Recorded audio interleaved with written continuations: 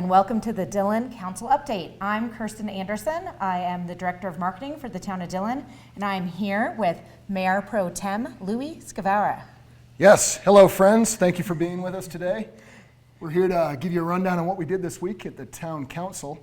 I'm sure many of you tried to make it to our meeting, though the audience numbers would suggest that you didn't quite make it here. So we're here to fill you in on what happened and what we've been doing here in the beautiful town of Dillon. Yep, that's right. So the first order of business last Tuesday, October 20th, was we had an interview for a new council member. Yeah, pretty exciting time. So unfortunately, council member Eric Jacobson, he moved out of town, so we lost him and his services. He's done a great job with us for a little over 3 years, I suppose, actually pushing 4 years. At any rate, Eric had to take off, pursue other opportunities.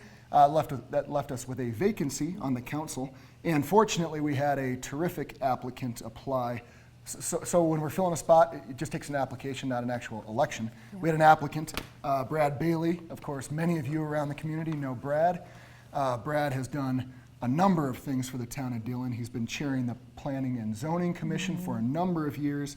He's been working with the Cemetery Committee. Absolutely, and then he also served on the Design Committee for our economic development. So a familiar face here in Town Hall. We've all had the chance to get to know him and work with him. He has such great strength as a project manager. He really, running as the chair of P&Z, he really does a great job of leading those meetings. So I think we're a lot of leadership qualities. So I think we're really fortunate to have him. Yeah, absolutely. We got lucky.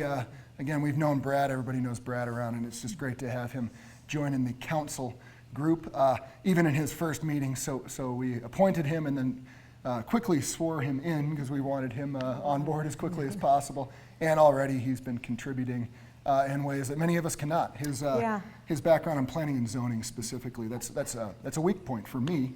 For example, Brad comes in and that's his expertise. Yeah, as we move into Dura and some of the development that's happening, I think that's really going to be a great asset for us to have that point of view on council. Yeah, absolutely. For anyone who doesn't know Brad, he's going to be joining us at the Dillon Dialogue when we do that next, and he's going to be presenting the cemetery master plan. That really cemetery master plan was presented at our last meeting. What was that, the 3rd? So tell us a little bit about that. Yeah, so the cemetery master plan, they've been working on, the Cemetery Advisory Committee has been working on that for a year, maybe a little bit longer. At any rate, many of you have been out to our cemetery out there. It's right next to the Lake Dillon Disc Golf Course, of course. Anyways, it's out there at the base of Tenderfoot Mountain. It's absolutely spectacular. And if you've been out there, you know that it's Spartan. It's very, very nice, but it's an area that we could look to improve and expand, really. Really interesting history out there. We have, of course, many people buried out there, but we have some Civil War veterans. I learned that recently, which is really pretty cool. So there's quite a bit of history there, and it's an area that we're looking to improve upon. We have a ton of space out there. We're looking at it really as the county's cemetery going forward. So what Brad and the rest of the cemetery committee has been working on is coming up with a master plan. So what do we want it to look like out there with all the space and all the resources that we have? And I wouldn't have the numbers off the top of my head, but we've really only built on about a third of the space out there. So we have a tremendous opportunity out there for all sorts of services. Traditional burials, we're looking at some more alternative. Something I found really interesting was the the cremation gardens. Cremation gardens were really cool. So we're finding a lot of people are wanting to have a place to go visit their loved one, but they're not wanting to have the traditional burial plot. So what they're able to do is create almost art installations where there's areas for people to gather and remember their loved ones, and it's just maybe not as resource intensive, or they're not being buried in the traditional way. Yeah, that's something we're all familiar with, and I didn't know all those different options for the what we're calling the cremation garden. It really is nice. There are all sorts of different options, and in terms of a setting, you just can't beat 2-hour cemetery. It is just spectacular. You get up there on the ridge and the nice sagebrush, and you get views of not only Lake Dillon, but the whole Gore, a lot of the 10-mile range as well. It really is a spectacular spot. So kudos to our Cemetery Advisory Committee for all their hard work. It's really exciting to see what they've come up with. Yeah, and I'd like to take a minute just to please. read off their names and recognize them. Dick Brenner, Linda Polhemus, Jan Burke, Brad Bailey, Dave Krangle, Abby Gold, Penn Wimbush, such a cool name, as we talked about, and Scott O'Brien and Tim Westerberg. So thank you so much. We appreciate all your time and effort. Actually, when they started this project, we had a ton of unmarked graves. I think 127 or something like that. So they did a very manual process of scouring records, finding people in the community, and I think they're down to just about 27 left that are unmarked. So pretty amazing. Strong work, and a special shout out to Dave Krangle, who you just mentioned, but he has involvement with the Elks Lodge down in Silverthorne. And at least once a year, if not twice a year, the cemetery committee has done a fundraiser breakfast down there. And they've really done a terrific job cleaning up all these loose ends and digging into history a little bit. I think that's probably the fun bit for them. But raising a lot of money to clean up that cemetery out there. So it's turning into a spectacular place. And if you have a chance to check out this master plan, I encourage you to do so. It's pretty exciting. It's a special spot. And we adopted that at our last meeting as our guiding documents as well. So check it out. Stay tuned for the Dillon Dialogue to see all the nuts and bolts of it, and stay tuned for more. Yeah. The next person who presented to us was Javier Placer, and he's with Stand Up Paddleboard that runs out of the Dillon Marina. This is his second year, and so he talked to us about expanding that partnership. Talk a little bit about that. I thought it was super cool. Really cool. So Javi's been working with us down at the Dillon Marina, like you said, for 2 years. This was his second summer. Business has exploded for Javi and his crew. They're going gangbusters. They've really reeled in their operation. They used to operate at the Frisco Marina as well. They reeled it in.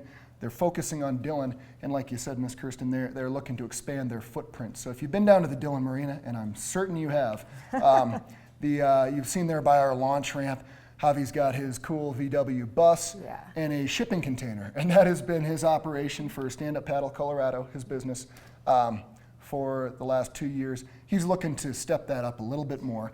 And again, this would be really nice for you to see the pictures. This is not some monstrosity that we're looking to throw up right there on the banks of Lake Dillon.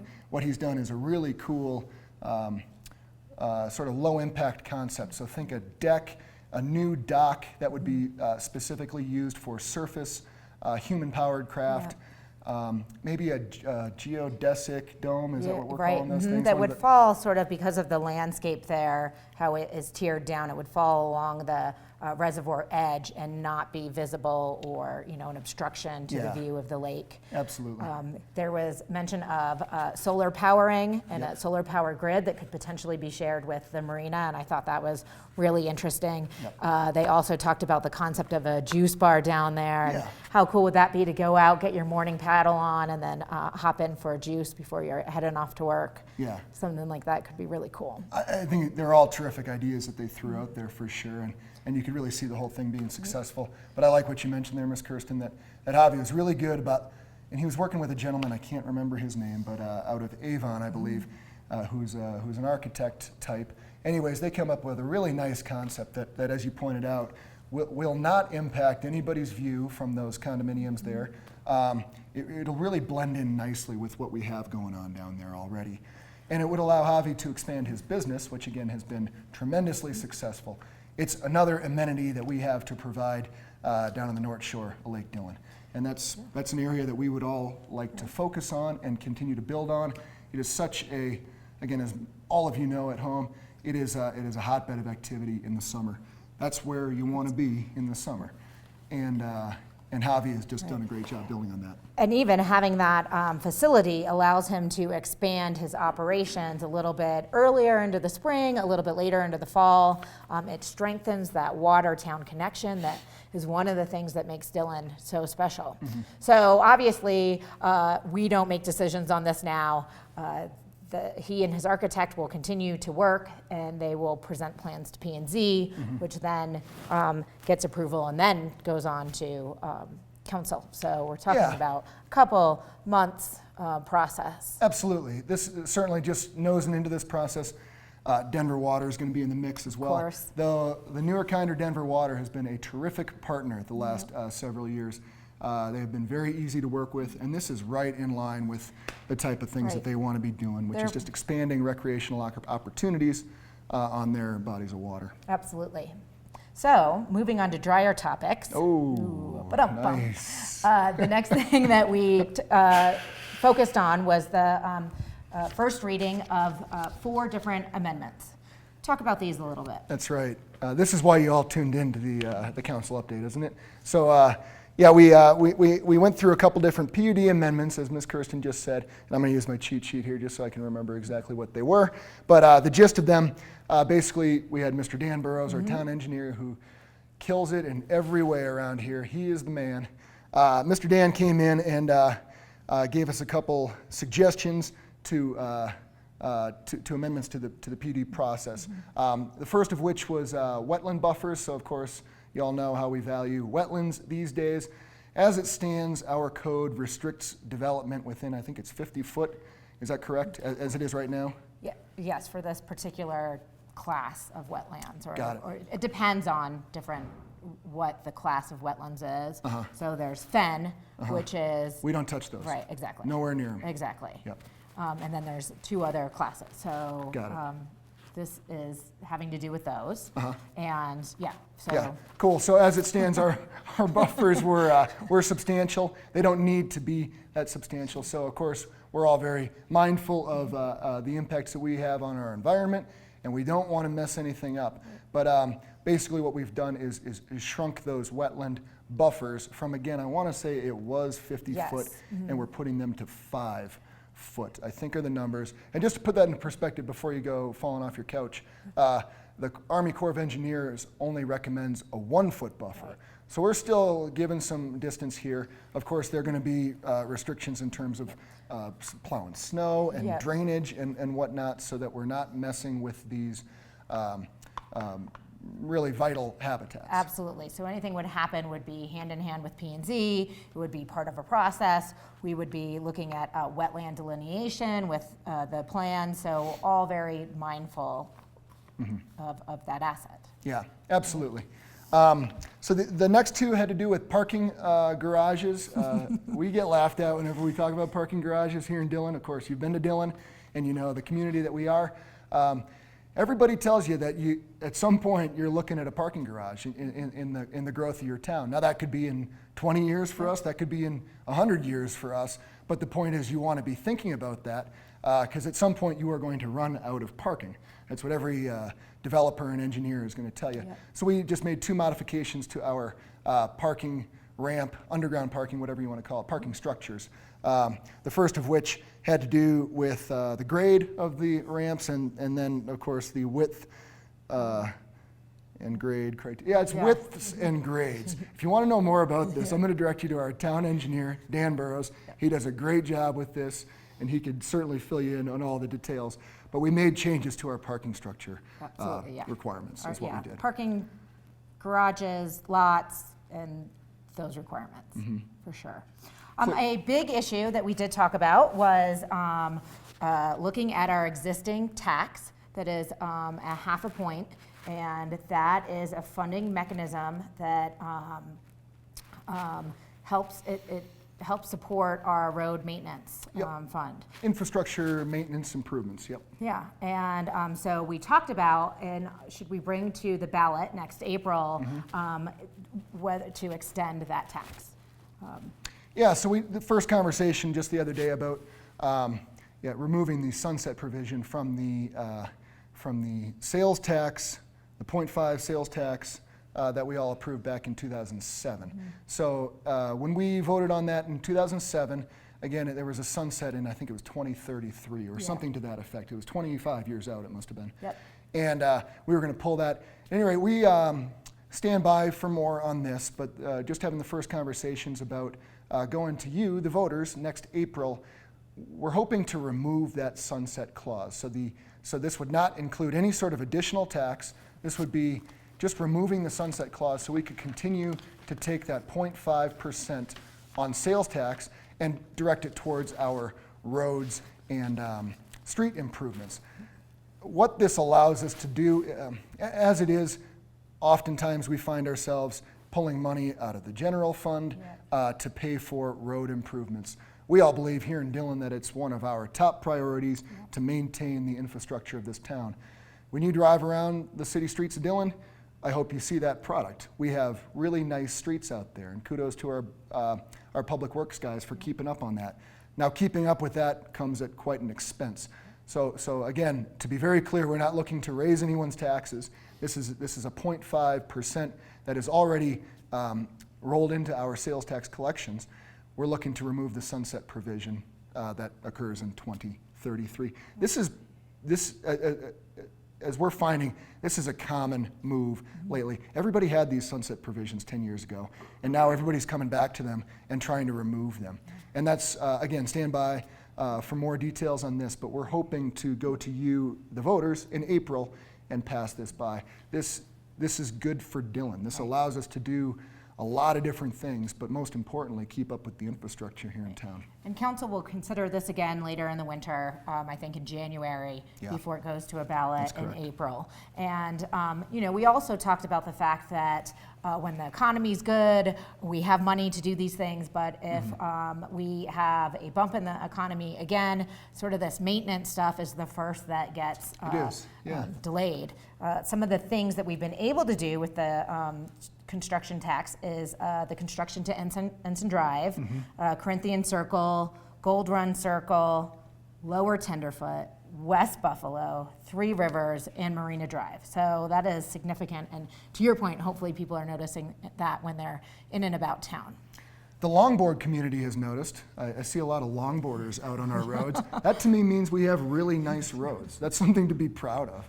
And that's something we'd like to continue. So please feel free to reach out to any of us, staff, or on the council. We're happy to talk through this. Nothing set in stone yet, but my hunch is that this is the direction we're looking.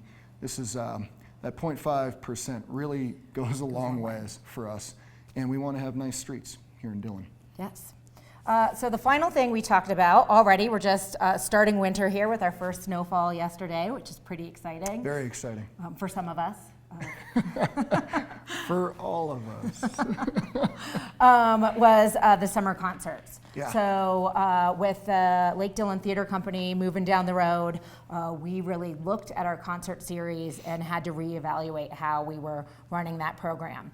And we did a couple of performas to look at cost, and what we decided was that the town is going to pull an optional licensing agreement that will allow us to run the liquor sales out of that venue.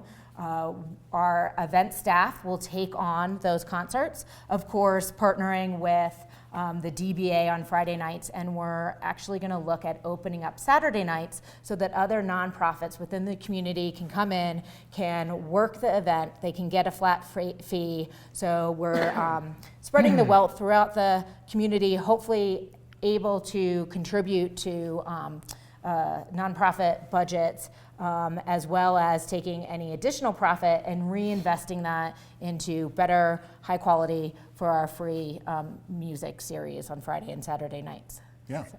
that's a perfect rundown from the woman who's driving it all. It's perfect. It was an exciting presentation. It's been so exciting. We were digging into, we did surveys throughout the summer. We were looking at our website and our Facebook and really understanding who our audience is at the concerts. And we did a brainstorm kickoff. We were aligning what our programming is going to be next year. So we're looking at bands. We're looking to do, of course, the same great variety and cover that we're used to. That will probably look like programming for Friday night, so really a locals vibe to that. On Saturday, we're looking at the, those tried and true, the tribute bands that we love, that get us dancing down there on the floor. We, of course, will have a level of new and upcoming music that we'll bring to the amphitheater.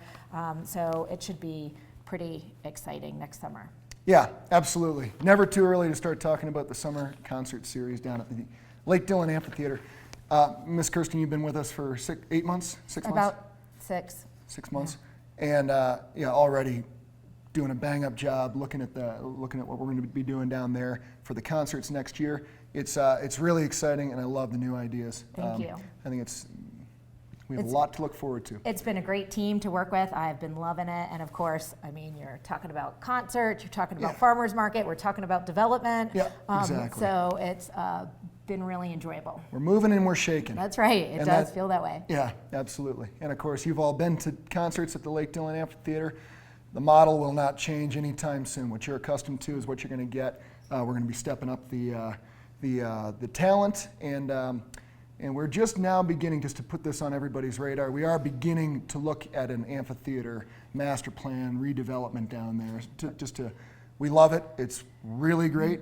But it's 25 years old. It's 25 years old. We can take a look at it. We've been spending so much time with our marina, and the marina is doing great as a result of that, and of course as a result of all the hard work that goes on down there. But we're looking to shift our focus just down the North Shore a little ways to the amphitheater. It's a terrific venue. It's an unparalleled venue. Oh yeah. Nobody has what we have, and to turn our attention there is something we're all really excited about. And I can't wait to see what that place is going to look like in a few years. Absolutely. It's exciting. So on October 28th, we're bringing in community input groups, so key stakeholders, so our business community and our homeowner associations and residents and key user groups are going to come in, and we're going to do an input session on Wednesday, talk about where they see, what would they keep, throw away, or do differently from their years of experience and living right next to the amphitheater. So we'll gather all of that input, then the architect will take that and put pen to paper, and then come back and we will do a broader community session regarding the amphitheater in a couple of months from now. Mm-hmm. So very important that we have community input to this process. Looking forward to the improvements that we can make down there. Absolutely. That's something we've been doing here in town for a number of years, as you all know. We reach out to you, our stakeholders, for your input. And this is, you are all stakeholders in the Dillon Amphitheater. We would love your input. Please come to these meetings. It would be really great to have as many groups in there as we could possibly have. Absolutely. We want to make this the community's amphitheater. I mean, it is the community's amphitheater, but we really want to make sure that we are addressing this the way that everybody wants. Great. So the other thing that I've been working on is holiday animation. So we've been working with the DBA, and of course this is the 7th year of the Festival of Lights in Dillon. And so this year we're partnering to make it even bigger and better. We will kick off the lighting of Dillon on December 3rd, and that will be at the Dillon Community Church. We'll light our tree. We have carolers there. We have refreshments and crafts. It's a really neat event. And then that rolls right into our first Friday bonfire. And we'll do about 4 of those. The night kicks off with family entertainment at the Lake Dillon Theater Company. So that's about 5:30 to 6:15. We'll do puppet shows and magic shows and all sorts of neat programming. And then from there, we can cut across the road.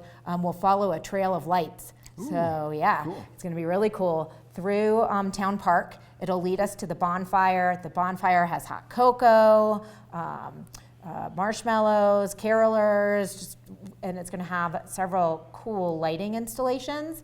And then you can follow the trail all the way to the Schoolhouse Museum. Cool. So we're going to be partnering with the Summit Historical Society. Oh, we're going to do sort of old time crafts, so clothespin ornaments and things like that in the Schoolhouse Museum. We'll also have refreshments there, even adult libations, and the sale of those will go to benefit the Summit Historical Society. So it should be really neat. So that will be 4 Fridays. So the 4th, the 11th, the 18th, and then we'll have a break, and then we'll resume for the final one on January the 8th. So please come out for that. It's going to be so much fun. I can't wait to hang out by the bonfire, drinking my hot cocoa, listening to the carolers. It gets me in the Christmas spirit already. Yeah, absolutely. That's not. I didn't know a lot. I didn't know about a lot of those improvements that you're making, the lighting and whatnot. That sounds really cool. And partnering with the Historical Society. Yeah, that's new. Exciting. Building on. Last year was our first year in the Dillon Community Church for the lighting in Dillon. What a terrific venue that was. Prior to that, we had it at a different location in town, which was very nice, but having it in the Dillon Community Church with the carolers in there and the big tree right out the front window, it was was a perfect spot for that. So that's really exciting. And yeah, that really does kick off the holiday season. It is hard to believe that we're getting close to that point, but we're getting there. I couldn't believe when I was saying our meeting was October 20th. Yeah. October 20th already. Wild. So it'll be December 24th before we know it. Yeah, come check it out. Will Pugs be there with hot dogs? Absolutely. Hot dogs will be there. Lake Tavern Pizza has pizza slices there. Great. The carolers will be there. So all the tried and true elements that make that event so special, and then additional lighting, which should be pretty neat. We're going to be up in the public workshop creating these things. So I've been spending a lot of time on Pinterest. Cool, right on. Perfect. The last thing I want to mention is the community chat on November 9th. This is your opportunity to meet with staff, meet with council members, share any opinions that you have, ask any questions. There's refreshments, and you can see that on our digital sign as you're driving on Highway 9. So we'd love to see you all there. Please come to the community chats. It's not your only opportunity to come talk to us. We are always available, but it is your best opportunity to get staff and council in the room answering your questions. We love to have you there. Well, thanks for being here with us today. We'll see you next time. Thanks, friends.